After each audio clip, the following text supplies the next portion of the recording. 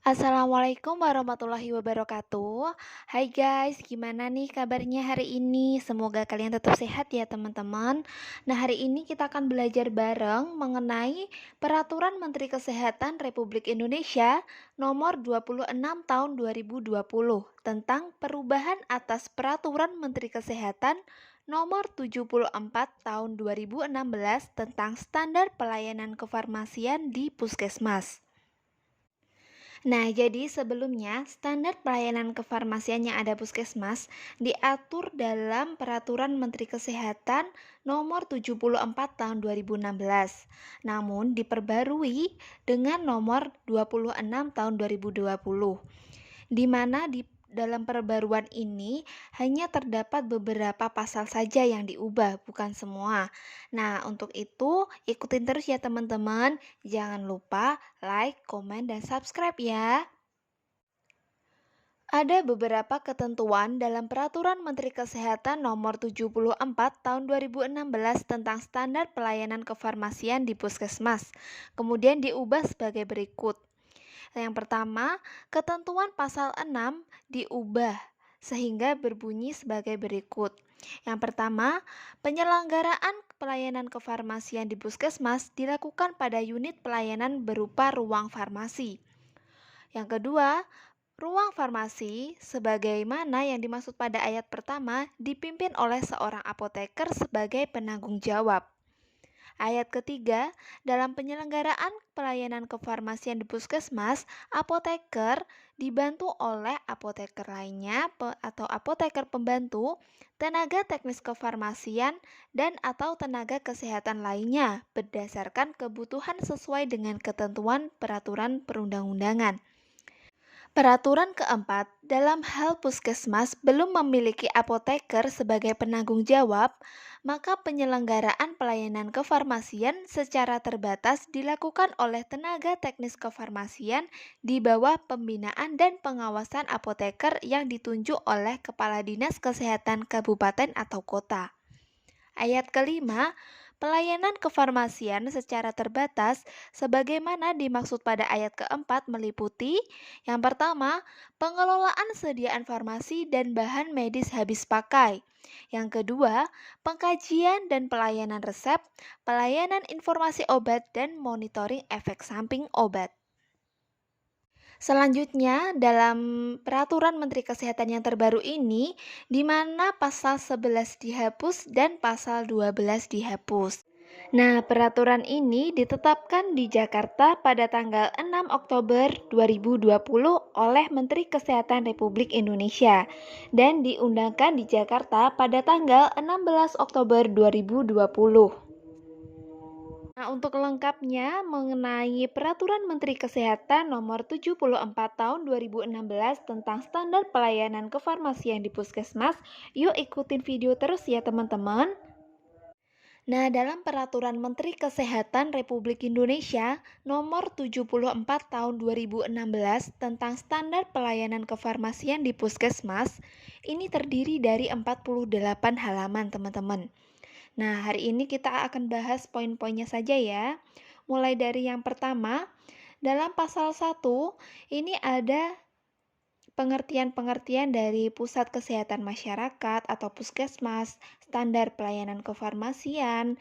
Jadi kalian bisa download sendiri ya teman-teman untuk peraturan Menteri Kesehatannya.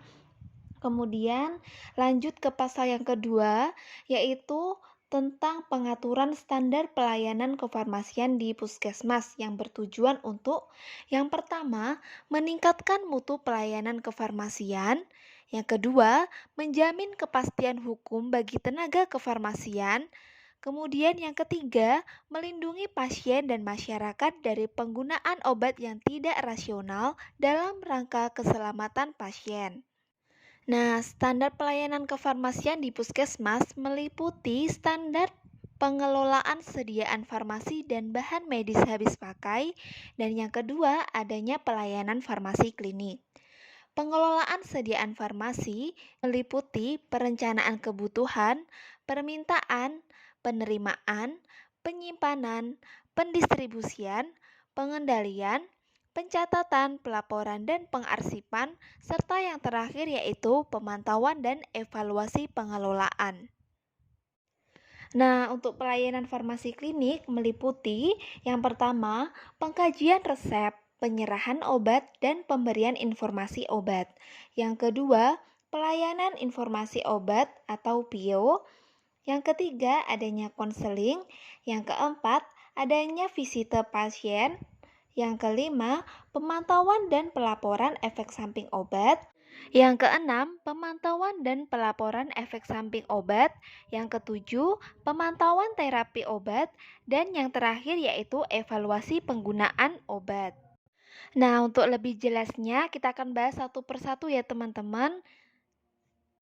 Upaya kesehatan adalah setiap kegiatan untuk memelihara dan meningkatkan kesehatan, bertujuan untuk mewujudkan derajat kesehatan yang optimal bagi masyarakat. Puskesmas merupakan fasilitas pelayanan kesehatan dasar yang menyelenggarakan upaya kesehatan pemeliharaan, peningkatan kesehatan atau promotif, pencegahan penyakit atau preventif, penyembuhan penyakit atau kuratif, dan pemulihan kesehatan atau rehabilitatif yang dilaksanakan secara menyeluruh, terpadu, dan berkesinambungan. Konsep kesatuan upaya kesehatan ini menjadi pedoman dan pegangan bagi semua fasilitas pelayanan kesehatan di Indonesia, termasuk puskesmas. Pelayanan kefarmasian di puskesmas merupakan satu kesatuan yang tidak terpisahkan dari pelaksanaan upaya kesehatan, yang berperan penting dalam peningkatan mutu pelayanan kesehatan bagi masyarakat. Pelayanan kefarmasian di puskesmas harus mendukung tiga fungsi pokok puskesmas, yaitu sebagai pusat penggerak pembangunan berwawasan kesehatan, pusat pemberdayaan masyarakat, dan pusat pelayanan kesehatan strata pertama yang meliputi pelayanan kesehatan perorangan dan pelayanan kesehatan masyarakat. Pelayanan kefarmasian merupakan kegiatan yang terpadu dengan tujuan untuk mengidentifikasi, mencegah, dan menyelesaikan masalah obat dan masalah yang berhubungan dengan kesehatan. Ruang lingkup pelayanan kefarmasian di puskesmas meliputi dua kegiatan, yaitu kegiatan yang bersifat manajerial berupa pengelolaan sediaan farmasi dan bahan medis habis pakai dan kegiatan pelayanan farmasi klinik. Kegiatan tersebut harus didukung oleh sumber daya manusia dan sarana prasarana. Nah, dalam kegiatan pengelolaan sediaan farmasi dan bahan medis habis pakai meliputi yang pertama, perencanaan kebutuhan sediaan farmasi dan bahan medis habis pakai, di mana proses kegiatan seleksi sediaan farmasi dan bahan medis habis pakai untuk menentukan jenis dan jumlah sediaan farmasi dalam rangka memenuhi kebutuhan puskesmas. Nah, tujuan dari perencanaan ini adalah untuk memperkirakan jenis dan jumlah sediaan farmasi dan bahan medis habis pakai yang mendekati kebutuhan. Kemudian yang kedua meningkatkan penggunaan obat secara rasional dan yang ketiga meningkatkan efisiensi penggunaan obat. Nah, proses seleksi sediaan farmasi dan bahan medis habis pakai dilakukan dengan mempertimbangkan pola penyakit, pola konsumsi sediaan farmasi periode sebelumnya, data mutasi sediaan farmasi, dan rencana pengembangan. Nah, proses seleksi ini harus mengacu pada Daftar Obat Esensial Nasional atau DOEN dan Formularium Nasional. Proses seleksi ini harus melibatkan tenaga kesehatan yang ada di puskesmas tersebut, seperti dokter, dokter gigi, bidan, perawat, serta tenaga teknis lainnya. Nah, proses perencanaan kebutuhan sediaan farmasi per tahun dilakukan secara berjenjang. Puskesmas diminta menyediakan data pemakaian obat dengan menggunakan laporan pemakaian dan lembar permintaan obat atau yang lebih dikenal dengan LPLPO. Nah, selanjutnya, instalasi farmasi kabupaten atau kota akan melakukan kompilasi dan analisa terhadap kebutuhan sediaan farmasi puskesmas di wilayah kerjanya, menyesuaikan pada anggaran yang tersedia dan memperhitungkan waktu kekosongan obat, buffer stock, serta menghindari stok berlebih. Nah, yang kedua ada permintaan sediaan farmasi dan bahan medis habis pakai. Tujuan dari permintaan sediaan farmasi dan bahan medis habis pakai adalah untuk memenuhi kebutuhan sediaan farmasi dan bahan medis habis pakai di puskesmas, sesuai dengan perencanaan kebutuhan yang telah dibuat. Nah, permintaan ini diajukan kepada Dinas Kesehatan Kabupaten atau Kota selanjutnya dengan ketentuan peraturan perundang-undangan dan kebijakan pemerintah daerah setempat. Nah, setelah dilakukan permintaan, selanjutnya adalah penerimaan sediaan farmasi dan bahan medis habis pakai, di mana kegiatan ini penerimaan sediaan farmasi dan bahan medis habis pakai dari instalasi farmasi kabupaten atau kota, hasil pengadaan puskesmas secara mandiri sesuai dengan permintaan yang telah diajukan. Tujuannya adalah agar sediaan farmasi yang diterima sesuai dengan kebutuhan berdasarkan permintaan yang diajukan oleh puskesmas dan memenuhi persyaratan keamanan, khasiat, dan mutu.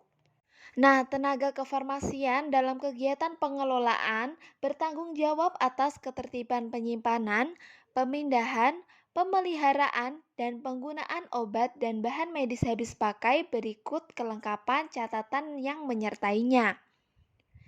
Bertanggung jawab melakukan pengecekan terhadap sediaan farmasi dan bahan medis habis pakai yang diserahkan mencakup jumlah kemasan, jenis, jumlah sediaan farmasi, bentuk sediaan farmasi sesuai dengan isi dokumen LPLPO ditandatangani oleh tenaga kefarmasian dan diketahui oleh kepala puskesmas.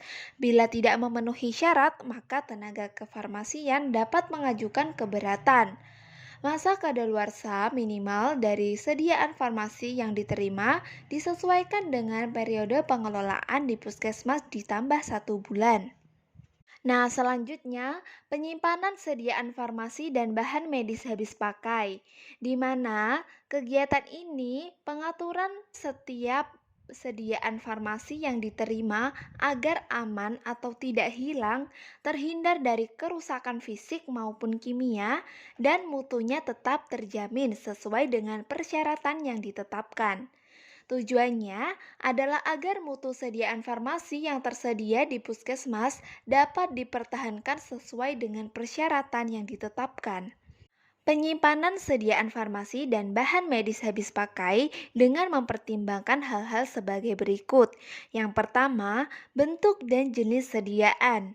Yang kedua, kondisi yang dipersyaratkan dalam penandaan dan kemasan sediaan farmasi seperti suhu penyimpanan, cahaya, dan kelembapan. Yang ketiga, mudah atau tidaknya meledak atau terbakar. Yang keempat, narkotika dan psikotropik disimpan sesuai dengan ketentuan peraturan perundang-undangan, dan yang terakhir yaitu tempat penyimpanan sediaan farmasi tidak dipergunakan untuk menyimpan barang lainnya yang menyebabkan kontaminasi. Nah, yang kelima, pendistribusian sediaan farmasi dan bahan medis habis pakai merupakan kegiatan pengeluaran dan penyerahan sediaan farmasi dan bahan medis habis pakai secara merata dan teratur untuk memenuhi kebutuhan subunit atau satelit farmasi puskesmas dan jaringannya. Tujuannya adalah untuk memenuhi kebutuhan sediaan farmasi subunit pelayanan kesehatan yang ada di wilayah kerja puskesmas, mulai jenis, mutu, jumlah, dan waktu yang tepat. Sub-sub unit di puskesmas dan jaringannya antara lain: yang pertama, subunit pelayanan kesehatan di dalam lingkungan puskesmas; yang kedua, puskesmas pembantu; yang ketiga, puskesmas keliling; yang keempat, posyandu; dan yang terakhir yaitu polindes. Pendistribusian ke subunit dilakukan dengan cara pemberian obat sesuai resep yang diterima atau secara floor stock, atau secara pemberian obat per sekali minum atau dispensing dosis unit atau kombinasi, sedangkan pendistribusian ke jaringan puskesmas dilakukan dengan penyerahan obat sesuai dengan kebutuhan. Kegiatan yang keenam yaitu pemusnahan dan penarikan. Pemusnahan dan penarikan sediaan farmasi dan bahan medis habis pakai yang tidak dapat digunakan harus dilaksanakan dengan cara yang sesuai dengan ketentuan peraturan perundang-undangan. Penarikan sediaan farmasi yang tidak memenuhi standar atau ketentuan peraturan perundang-undangan dilakukan oleh pemilik izin edar berdasarkan perintah penarikan oleh BPOM atau berdasarkan inisiasi sukarela oleh pemilik izin edar dengan tetap memberikan laporan kepada BPOM. Penarikan bahan medis habis pakai dilakukan terhadap produk yang izin edarnya dicabut oleh menteri. Nah, pemusnahan ini dilakukan untuk sediaan farmasi dan bahan medis habis pakai bila yang pertama, produk tidak memenuhi persyaratan mutu. Yang kedua, telah kadaluarsa. Yang ketiga, tidak memenuhi syarat untuk dipergunakan dalam pelayanan kesehatan atau kepentingan ilmu pengetahuan. Yang keempat, dicabut izin edarnya. Tahap pemusnahan sediaan farmasi dan bahan medis habis pakai terdiri dari yang pertama, membuat daftar sediaan farmasi dan bahan medis habis pakai yang dimusnahkan. Yang kedua, menyiapkan berita acara pemusnahan. Yang ketiga, mengkoordinasikan jadwal, metode, dan tempat pemusnahan kepada pihak terkait. Yang keempat, menyiapkan tempat pemusnahan. Yang kelima, melakukan pemusnahan disesuaikan dengan jenis dan bentuk sediaan serta peraturan yang berlaku. Nah, yang ketujuh, pengendalian sediaan farmasi dan bahan medis habis pakai, di mana suatu kegiatan untuk memastikan tercapainya sasaran yang diinginkan sesuai dengan strategi dan program yang telah ditetapkan, sehingga tidak terjadi kelebihan dan kekurangan atau kekosongan obat di unit pelayanan kesehatan dasar. Nah, tujuannya adalah agar tidak terjadi kelebihan dan kekosongan obat. Nah, pengendalian sediaan farmasi terdiri dari pengendalian persediaan, pengendalian penggunaan, dan penanganan sediaan farmasi hilang, rusak, dan atau kadaluarsa. Poin ke-8 yaitu administrasi, meliputi pencatatan dan pelaporan terhadap seluruh rangkaian kegiatan dalam pengelolaan sediaan farmasi dan bahan medis habis pakai, baik sediaan farmasi dan bahan medis habis pakai yang diterima, disimpan, didistribusikan, dan digunakan di puskesmas atau unit pelayanan lainnya. Nah, tujuan dari pencatatan dan pelaporan ini adalah yang pertama, sebagai bukti bahwa pengelolaan sediaan farmasi dan bahan medis habis pakai telah dilakukan. Yang kedua, sumber data untuk melakukan peraturan dan pengendalian. Yang ketiga, sumber data untuk pembuatan laporan. Poin yang kesembilan yaitu pemantauan dan evaluasi pengelolaan sediaan farmasi dan bahan medis habis pakai. Nah, kegiatan ini dilakukan secara periodik dengan tujuan untuk mengendalikan dan menghindari terjadinya kesalahan dalam pengelolaan sediaan farmasi, bahan medis habis pakai sehingga dapat menjaga kualitas maupun pemerataan pelayanan. Yang kedua, yaitu memperbaiki secara terus-menerus pengelolaan sediaan farmasi dan bahan medis habis pakai. Dan yang ketiga, untuk memberikan penilaian terhadap capaian kinerja pengelolaan. Nah, setiap kegiatan pengelolaan sediaan farmasi dan bahan medis habis pakai harus dilaksanakan sesuai dengan standar prosedur operasional. Nah, standar prosedur operasional ini ditetapkan oleh Kepala Puskesmas dan SPO tersebut diletakkan di tempat yang mudah dilihat seperti contohnya yaitu standar prosedur operasional sebagaimana di gambar berikut ya teman-teman. Contoh standar prosedur operasional tentang pemindahan obat dan bahan medis habis pakai. Yang kedua yaitu contoh standar prosedur operasional tentang pelayanan obat dan bahan medis habis pakai. Kemudian selanjutnya, contoh standar prosedur operasional tentang penyiapan dan penyerahan resep racikan. Selanjutnya, contoh standar prosedur operasional tentang penyiapan dan penyerahan sirup kering. Kemudian ada contoh standar prosedur operasional tentang pelayanan informasi obat. Dan kemudian ini ada contoh standar prosedur operasional konseling. Dan yang terakhir yaitu contoh standar prosedur operasional tentang pelayanan home care. Nah, untuk standar pelayanan kefarmasian di puskesmas tentang pelayanan farmasi klinik akan kita bahas di part kedua ya teman-teman. Jangan lupa like, komen, dan subscribe ya.